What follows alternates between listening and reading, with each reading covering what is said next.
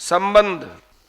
इस प्रकार उत्तरायण और दक्षिणायन दोनों मार्गों का वर्णन करके अब उन दोनों को सनातन मार्ग बतलाकर इस विषय का उपसंहार करते हैं।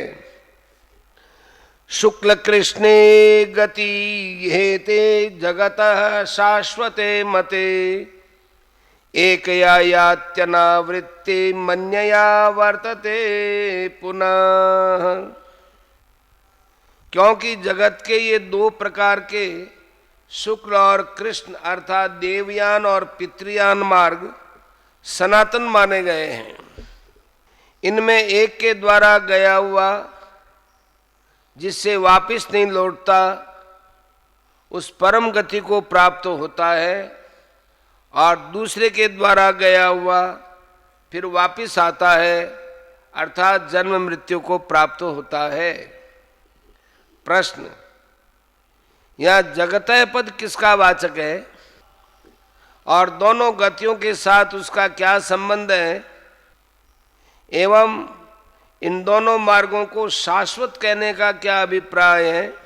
उत्तर, यहाँ जगतः पद ऊपर नीचे के लोकों में विचरण करने वाले समस्त चराचर प्राणियों का वाचक है, क्योंकि सभी प्राणी अधिकार प्राप्त होने पर दोनों मार्गों के द्वारा गमन करते हैं। 84 लाख योनियों में भटकते भटकते कभी न कभी भगवान दया करके जीव मात्र को मनुष्य शरीर देकर अपने तथा देवताओं के लोकों में जाने का सुअवसर देते हैं। उस समय यदि वह जीवन का सदुपयोग करे तो दोनों में से किसी एक मार्ग के द्वारा गंतव्य स्थान को अवश्य प्राप्त कर सकता है। अतः प्रकारांतर से प्राणी मात्र के साथ इन दोनों मार्गों का संबंध है। ये मार्ग सदा से ही समस्त प्राणियों के लिए है और सदैव रहेंगे, इसलिए इनको शाश्वत कहा है।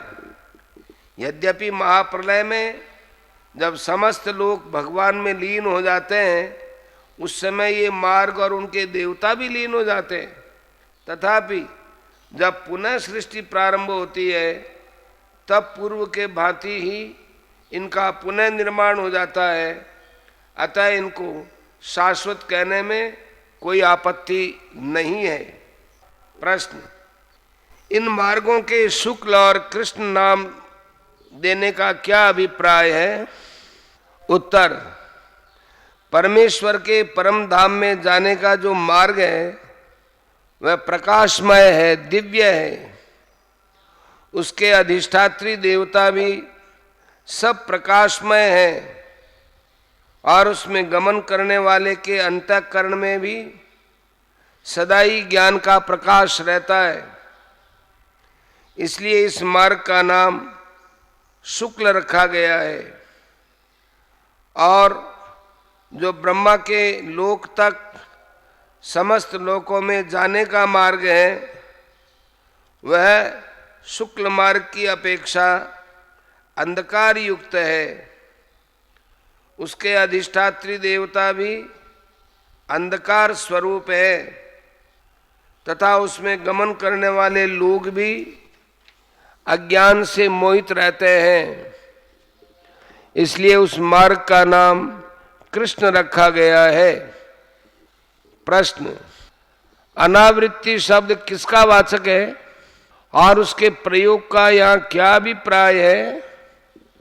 उत्तर, वहां जाकर साधक वापिस नहीं लौटता, जो भगवान का परम धाम है उसी का वाचक यहाँ अनावृत्ति शब्द है। 24वें श्लोक में शुक्ल मार्ग से जाने वालों को ब्रह्म की प्राप्ति बतलाई गई है। वहां जाने के बाद मनुष्य पुनर्जन्म को नहीं पाता, अतः उसे अनावृत्ति भी कहते हैं। यही बात स्पष्ट करने के लिए यहाँ पुनः अनावृत्ति शब्द का प्रयोग किया गया है। प्रश्न, पुनः आवर्तते का क्या भाव है? उत्तर, इससे भगवान ने कृष्ण मार्ग के द्वारा प्राप्त होने वाले सभी लोकों को पुनरावृत्तिशील बतलाया है। भाव यह है कि कृष्ण पक्ष से गया हुआ मनुष्य जिन जिन लोकों को प्राप्त होता है वे सब के सब लोक विनाशशील हैं। इसलिए इस मार्ग से गए हुए मनुष्य को लौटकर मृत्यु लोक में वापस आना पड़ता है।